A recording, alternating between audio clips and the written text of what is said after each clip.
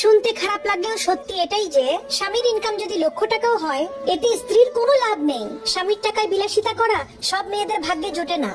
কিছু কিছু স্বামী আছে লক্ষ টাকা ইনকাম করলেও স্ত্রীকে 500 টাকা খরচের টাকা দিতেও তার কলিজায় লাগে।